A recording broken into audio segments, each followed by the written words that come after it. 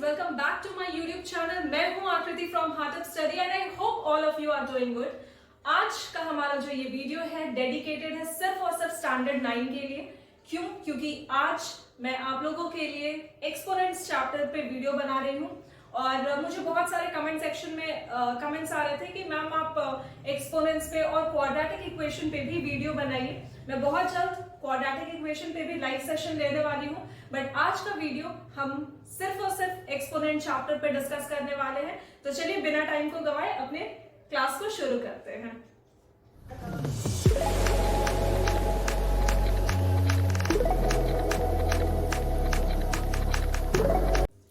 Guys चलिए शुरू करते हैं अपने आज के वीडियो को। यहाँ जो हमें पढ़ना है वो एक्सपोनेंट्स के बारे में पढ़ना और इन जनरल एक्सपोनेंट्स होता है क्या है, पहले आप ये समझ लो। किसी भी नंबर के ऊपर अगर कुछ पावर दी गई है, फॉर एग्जाम्पल अगर नोटेशन कुछ ऐसा हो 2 के पावर में 3 है, ठीक है, आप कैसे इसको लिखोगे, इसको आप कैसे सॉल्व करोगे? अगर ये 2 है और उसका पावर 3 है तो आप इसे कैसे सॉल्व करोगे? सिंपल सा चीज है, ये 2 इंटू 2 इंटू 2 हो जाएगा, है ना।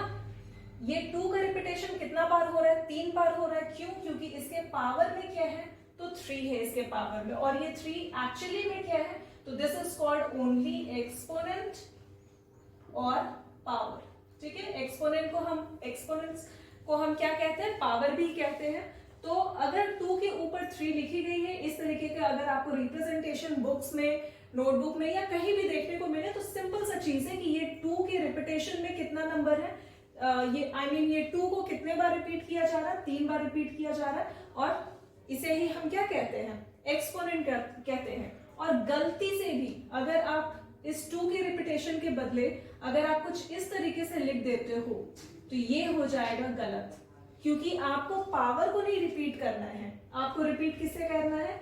इस नंबर को रिपीट करना है। और ये नंबर को एक्चुअली हम लोग क्या कहते हैं? तो इसे हम लोग कहते हैं बेस। ठीक है, जो नीचे में दी जाती है और उसके ऊपर कोई भी नंबर हो तो ये हो जाता है बेस और ये हो जाता है पावर। इतनी चीजें क्लियर है? एग्जाम्पल से हम लोग समझते हैं। अगर मैं बोलूं 5 का पावर 4, ठीक है, तो आप मुझे बताओ यहां पर में आप किस नंबर को किस तरीके से लिखोगे? ऑब्वियस सा चीज है कि आप इस 5 को कितने बार रिपीट करोगे? 4 times. That means 5 into 5 into 5 and into 5। ठीक है, अगर पूछा जाए 5 का पावर 4 है तो आप उसे कितने बार मल्टीप्लाई करोगे? 4 टाइम्स ही मल्टीप्लाई करोगे। ऐसा तो आप करोगे नहीं ना कि 4 इंटू 4 इंटू 4 इंटू 4 इंटू 4, ये क्या हो जाएगा? 4 का पावर 5 हो जाएगा, विच इज रॉन्ग। क्वेश्चन में आपसे पूछा गया है कि 5 है और 5 अगर बेस है तो उसका पावर कितना है? 4 है। दैट मीन्स ये 5 का रिपीटेशन कितने टाइम्स होगा? 4 टाइम्स होगा, ना कि 4 को आप रिपीट कर देना 5 टाइम्स। ओके, चलिए इतनी चीजें तो समझ में आ रही है। अब आप मुझे ये बताओ ये क्या है? 4 जो है इस नोटेशन के अंदर इसे हम कहते हैं पावर, और ये 5 हो जाएगा हमारा बेस। इतनी चीजें क्लियर?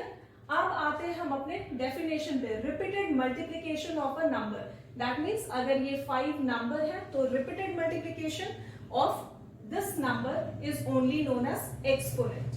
क्लियर है इतनी चीजें? अब चलिए हम कुछ लॉ देखते हैं जो एक्सपोनेंट के अंदर हमें पढ़ना है।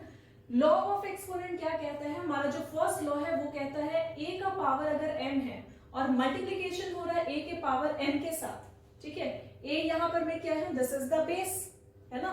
यहां पर जो a है और यहां भी जो a है ये दोनों ही क्या है? बेस है। किसी भी नंबर को हम क्या कहते हैं? बेस कहते हैं। और अगर उसके पावर में m और n है और दोनों के बीच में मल्टीप्लीकेशन का साइन हो रहा है, मैं फिर से रिपीट कर रही हूं मैं क्या कहना चाह रही हूं। यहां पर में आपके पास a का पावर m है, मल्टीप्लीकेशन a के पावर n के साथ, ठीक है। अभी आपका जो बेस बन रहा है वो क्या बन रहा है? a बन रहा है। क्लियर? पावर में क्या है? m है और n है, बीच में मल्टीप्लीकेशन का साइन है। दैट मीन्स इस बेस के पावर में m प्लस n हो रहा होगा। क्लियर? अगर बीच में मल्टीप्लीकेशन है और पावर में कुछ भी दी गई है तो वो क्या हो जाएगा? दोनों ही पावर ऐड हो जाएंगे।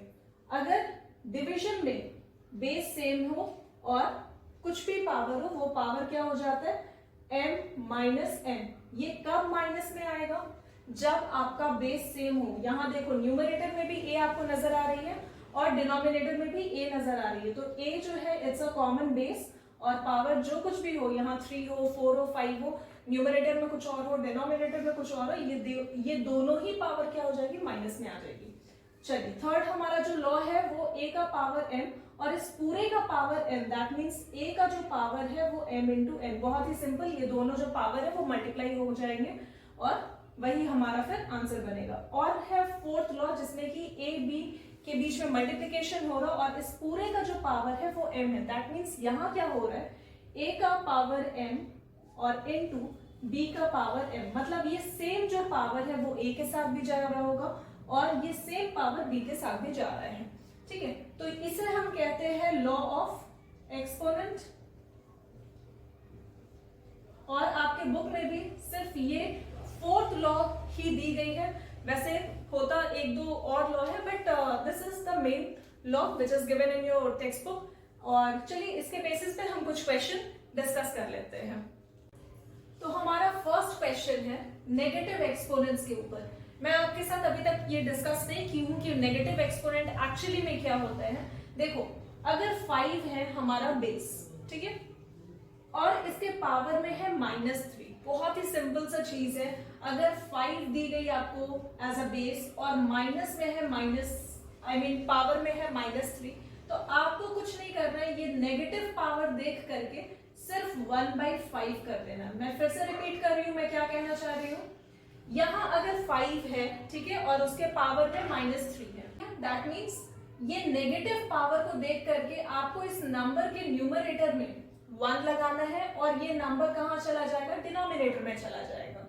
ठीक है, अगर मैं आपसे इसी क्वेश्चन को दूसरे तरीके से पूछूं, अगर 1/5 है, ठीक है, आप सिंपल सा मुझे चीज बताओ, अगर ये 1/5 एज अ फ्रैक्शन है, मैं आपसे पूछूं कि ये 5 को आप जो डिनोमिनेटर में है ना, ये उठा करके आप न्यूमरेटर में लेकर के जाओ, कैसे लेकर के जाओगे, ऐसा तो आप करोगे नहीं ना कि हाँ यहाँ 1/5 है, आप इसको डायरेक्ट 5 लिख दिए, ऐसा तो आप करते नहीं हो। क्या करोगे, इस 1/5 को 5 बनाने के लिए आप 5 लिख करके -1 करते हो, है ना।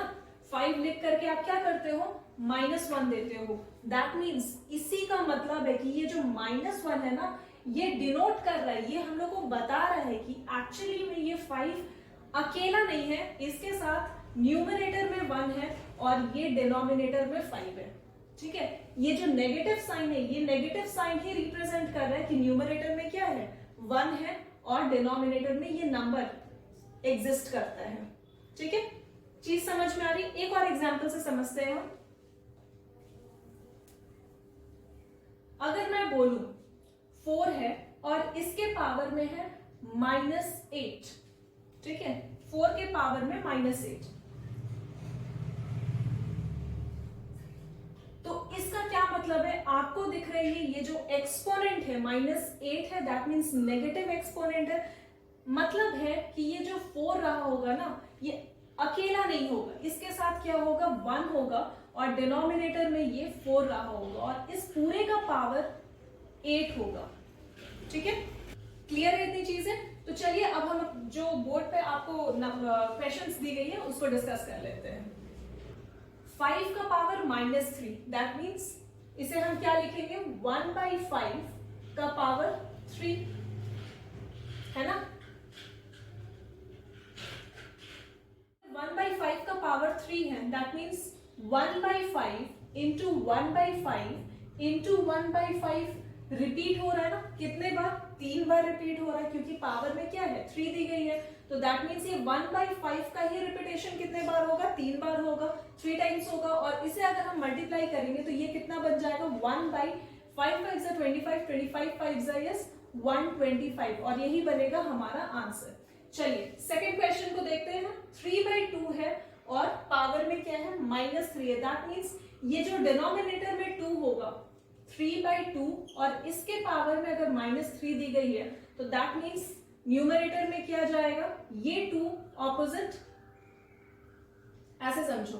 अगर -3 है और ऊपर भी 3 है, नीचे भी 2 है, ठीक है, तो इस माइनस साइन का मतलब है ये जो नंबर है ना एक्चुअली में रिवर्स हो जा रहा है। दैट मीन्स 2/3 और इसका पावर क्या है, 3 है। ठीक, यहां लिख लो 2/3 और इसके पावर में 3। That means 2/3 into 2/3 into 2/3।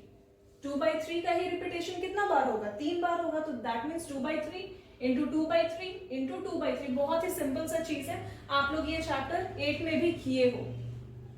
Multiplication करके बस लिख दो आंसर। मल्टीप्लीकेशन करके आप लिखो 2 2 जा 4, 4 2 जा 8, न्यूमरेटर में 8 और 3 के पावर में 3, दैट मीन्स 27। ये बनेगा हमारा आंसर। नेक्स्ट क्वेश्चन है 1/5 और इसके पावर में है -2, दैट मीन्स ये हो जाएगा, ये जो 1/5 है एक्चुअली में ये नंबर रिवर्स होगा, तो दैट मीन्स 5/1 और इसके पावर में 2। ठीक है, अब आप 5 को कितने बार मल्टीप्लाई करोगे, 2 times, that means 5/1 into 5/1 and this is equal to 25। Guys उम्मीद करती हूँ आपको वीडियो पसंद आ रही होगी और आज की वीडियो में बस हम इतना ही रखते हैं। अगर पसंद आ रही है वीडियो तो then do like share and subscribe our channel and thank you so much for watching guys.